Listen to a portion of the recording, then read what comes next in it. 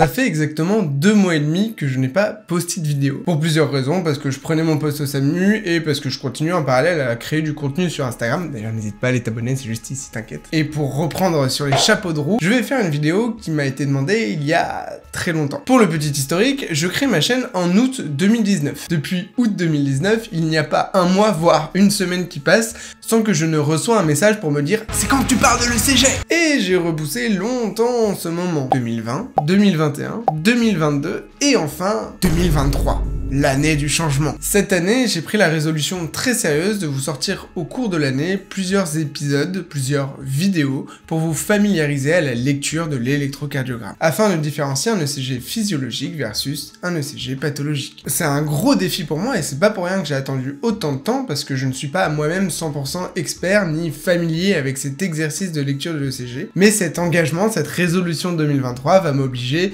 à me renseigner, à me former toujours plus sur l'électrocardiogramme pour pouvoir ensuite vous le vulgariser de la manière la plus simple possible, comme je le fais depuis toujours sur cette chaîne. Que vous soyez étudiant infirmier, infirmier spécialisé, étudiant en médecine, médecin et même kiné par exemple, vous voyez des ECG passer sous vos yeux toute la journée. Et même si ce n'est pas le rôle de l'infirmier ou de l'infirmière de faire de l'interprétation pure de l'électrocardiogramme, il est pour autant primordial que chacun soit en mesure de reconnaître des anomalies sur un tracé d'électrocardiogramme. Et puis de toute façon, je pars du principe que quand on pratique un examen quotidiennement dans notre métier, on a envie de savoir qu'est-ce qu'il y a derrière, on a envie de comprendre. Mais la lecture de l'électrocardiogramme ne s'apprend pas en 10 minutes de vidéo, ni même en 1 heure, donc ça ne servira à rien que je vous balance tout d'un coup. Donc ce que je vous propose, c'est de vous faire plusieurs épisodes au cours de l'année pour que step by step, vous appreniez petit à petit à vous familiariser avec la lecture de l'électrocardiogramme. Aujourd'hui, pour ce tout premier épisode, je vous propose de voir les bases des bases des bases pour la lecture de l'électrocardiogramme, à savoir le lien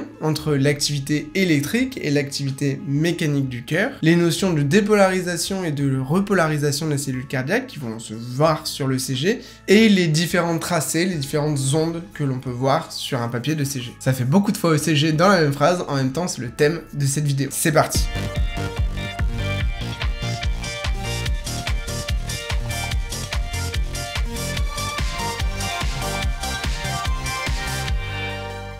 Pour tout ce qui est pratique, comment réaliser un électrocardiogramme, j'ai déjà fait une vidéo, je sais jamais de quel côté ça s'affiche, un tutoriel santé pour vous expliquer comment placer les électrodes, que ce soit sur un 12 dérivation ou sur un 18 dérivation. Donc la partie pratique, c'est bon. Pour comprendre d'où proviennent les différentes ondes que l'on peut voir sur un électrocardiogramme, il faut déjà aller faire un petit tour au niveau des cellules de l'endocarde qui tapissent l'entièreté de l'intérieur des cavités cardiaques. Je ne vais pas rentrer dans le détail très pointu de la transmission nerveuse, sinon ça rien que cette vidéo prendrait 3 heures, mais en gros les cellules musculaires et donc les cellules cardiaques vont se dépolariser pour se contracter, puis ensuite se repolariser en inversant leur charge électrique à l'intérieur des cellules. Le cation majoritaire en intracellulaire, l'ion porteur d'une charge positive, c'est le potassium. Le cation majoritaire, l'ion porteur d'une charge positive majoritaire à l'extérieur de la cellule, c'est le sodium. C'est pour ça que quand on fait une prise de sang, on a une natrémie qui est plus élevée qu'une calémie, parce que le sodium est à l'extérieur de la cellule, alors que le potassium, de manière physiologique, est à l'intérieur. Nous, ce qui va nous intéresser, au-delà de quel ion et où, dur à dire cette phrase, c'est la quantité de charge positive qu'il y a à l'intérieur et à l'extérieur de la cellule. Au repos, quand une cellule elle est dite polarisée, il y a légèrement plus de charge négative à l'intérieur qu'à l'extérieur de la cellule. On parle de potentiel de membrane qui est égal à moins 90 mV.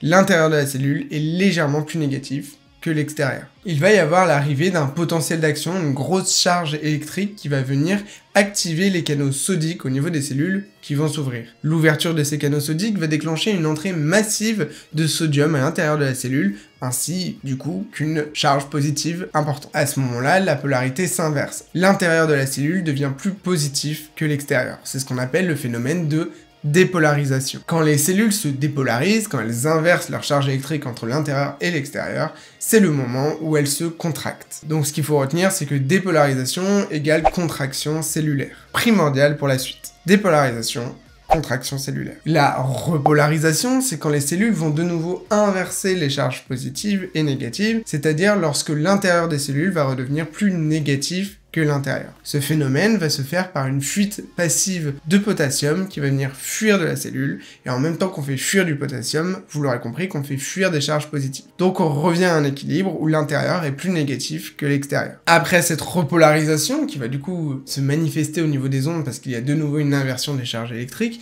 il va également y avoir un échange d'ions, puisque si vous avez suivi, normalement le potassium est présent en majorité à l'intérieur et le sodium à l'extérieur. Or là c'est l'inverse, on a beaucoup de sodium qui est rentré à l'intérieur des cellules et beaucoup de potassium qui a fui la cellule pour rééquilibrer les fameuses charges positives. Donc il y a des échanges qui se font pour rééquilibrer et que les ions potassium retournent bien à l'intérieur de la cellule et que les ions sodium retournent bien à l'extérieur. C'est des échanges entre potassium et sodium qui va demander de l'ATP, donc de l'énergie. J'ai dit que je passais sur les détails, mais pendant qu'il y a cette fuite de potassium, il y a également un relargage de calcium pour maintenir cette contraction au cours du temps, et ce courant calcique va être modulé via le système neurovégétatif. On passera là-dessus. À la fin, le courant calcique est supprimé, il n'y a plus rien qui compense la fuite de potassium, la cellule se repolarise. Prenons tout de suite un schéma du cœur pour venir appliquer ce qu'on est en train de dire. Pour la contraction des cellules cardiaques, appelée myocyte, le potentiel d'action va partir de manière physiologique du chef d'orchestre du cœur, du pacemaker cardiaque, le nœud sinusal. Le nœud sinusal est situé dans l'oreillette droite. Cet amas de cellules va être capable de s'auto-dépolariser toutes les 60 à 90 fois par minute. C'est donc le nœud sinusal qui va envoyer l'onde de dépolarisation qui va parcourir l'entièreté du cœur en dépolarisant toutes les cellules qui se trouvent sur son passage. C'est pour ça qu'on parle d'un rythme sinusal, un des termes qui permet de qualifier un électrocardiogramme normal. Un ECG est sinusal lorsque l'onde de dépolarisation est initiée par le nœud sinusal. Mais en cas de défaillance du nœud sinusal, en cas de défaillance du chef d'orchestre, d'autres foyers pacemaker peuvent prendre le relais. On a au sein du cœur une véritable hiérarchie de secours en cas de défaillance du nœud sinusal. En premier, c'est les foyers atriaux, donc situés dans les oreillettes, à d'autres endroits que le nœud sinusal, qui vont prendre le relais à une fréquence intrinsèque de 60 à 80 par minute. Si ces foyers atriaux sont eux aussi défaillants, ce sont les foyers jonctionnels au niveau du nœud auriculo-ventriculaire qui vont prendre le relais, mais cette fois 40 à 60 fois par minute. Si ces derniers sont également défaillants, il ne restera que les foyers ventriculaires qui vont se dépolariser de manière très lente, 20 à 40 fois par minute seulement. Et cette hiérarchie est régie par le principe de suppression par entraînement rapide. Le foyer ayant la fréquence de dépolarisation la plus élevée va dominer toutes les autres. C'est donc pour ça que de manière physiologique, c'est le nœud sinusal qui est le big boss du cœur parce que c'est lui qui a la fréquence de dépolarisation le plus élevée. Donc cette onde de dépolarisation qui part de l'oreillette droite au niveau du nœud sinusal va commencer par dépolariser l'entièreté des cellules auriculaires, des cellules des oreillettes qui vont donc se contracter. Toutes les ondes de dépolarisation qui sont propagées de proche en proche dans les oreillettes vont ensuite devoir passer par un point de passage unique, le nœud auriculo-ventriculaire. Imaginez que vous avez plusieurs routes qui vont mener à un seul rond-point pour pouvoir ensuite accéder au reste du cœur, les ventricules. Le nœud auriculo-ventriculaire représente ce rond-point par lequel toutes les routes vont devoir passer afin de continuer leur chemin. Après ce rond-point, les ondes de dépolarisation vont emprunter deux autoroutes représentées par le faisceau de His qui va se séparer en deux. Ces deux autoroutes vont avoir sur leur chemin plusieurs sorties menant à des départementales afin d'atteindre l'ensemble des ventricules. Ces départementales représentent le réseau de Purkinje. Et non, cette vidéo n'est pas sponsorisée par la DDE, pourtant je parle beaucoup de routes. Lors du passage des ondes de dépolarisation sur les autoroutes des faisceaux de His et sur les départementales du réseau de Purkinje, les cellules vont se dépolariser, ce qui va entraîner la contraction des ventricules. Donc cette onde de dépolarisation parcourt le cœur de haut en bas,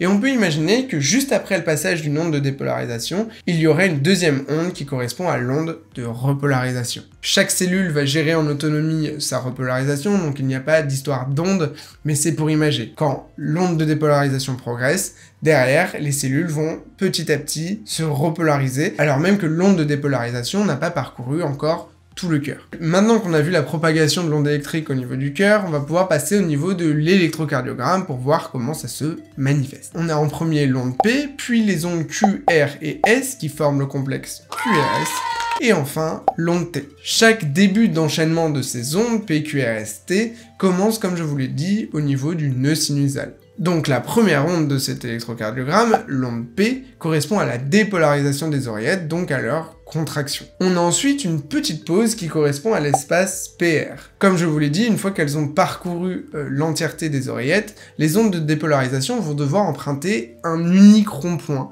ce qui va venir freiner leur progression. Pour laisser le rond-point de côté et parler vraiment de la physiologie cardiaque, au niveau du nœud auriculo-ventriculaire, le freinage de l'onde de dépolarisation va être réalisé par un courant calcique, qui va venir freiner la propagation de cette onde de dépolarisation. Pourquoi il existe cet espace PR? Pourquoi il y a un ralentissement physiologique? Eh bien tout simplement parce qu'il faut laisser le temps aux oreillettes de bien se contracter et bien se vider avant de déclencher la contraction des ventricules. C'est ce qu'on appelle la synchronisation entre les oreillettes et les ventricules. Si jamais le QRS arrivait tout de suite après le P, eh ben les oreillettes n'auraient pas eu le temps de se vider complètement et le volume d'éjection systolique s'en retrouverait impacté. À la fin de cette petite latence, l'onde de dépolarisation atteint les ventricules. C'est le complexe QRS, la dépolarisation de l'ensemble des cellules des ventricules, qui correspond donc à leur contraction. Et bien ensuite l'onde T, qui elle ne correspond pas à une dépolarisation, donc à une contraction d'une partie du cœur, mais à une repolarisation. On a une inversion des charges électriques qui va donc se manifester sur l'électrocardiogramme,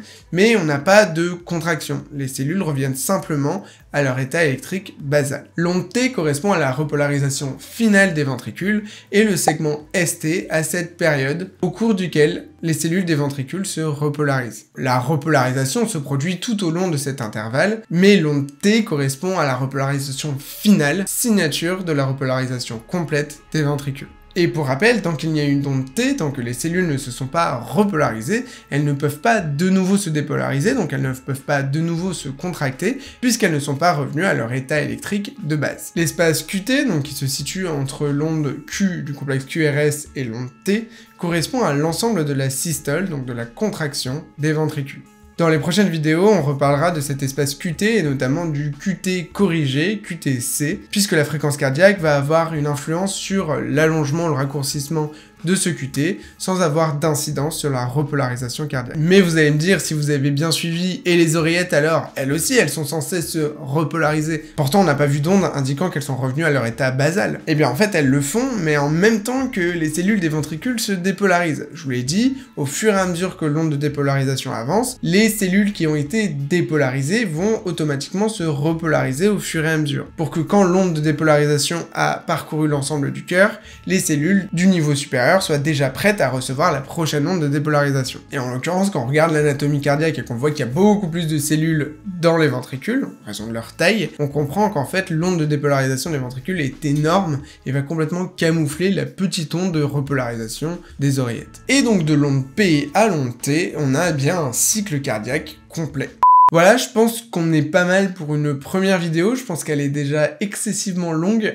J'espère que c'est le bon format, que je vous perds pas. Dites-moi vraiment en commentaire, parce que je vais pas tourner la deuxième tout de suite. Si jamais je dois la faire plus courte, dites-moi. Dans le prochain épisode, on s'intéressera un peu plus à ce qu'on peut faire avec un ECG et à quoi correspondent les différentes dérivations et qu'est-ce qu'on peut surveiller avec. Vous saurez tout de qu'est-ce que AVF, qu'est-ce que V1, AV6, etc. Et ensuite, je pense qu'on pourra aborder la méthodologie de lecture. Encore une fois, j'espère que cette vidéo n'est pas trop indigeste. N'hésitez pas à me dire votre ressenti en commentaire. Et je suis très content d'avoir attaqué ce défi 2023 et de pouvoir enfin expliquer ce qu'est l'électrocardiogramme. Je vous dis à la prochaine et promis, ce sera pas dans un mois et demi. Salut! I'm in a big house.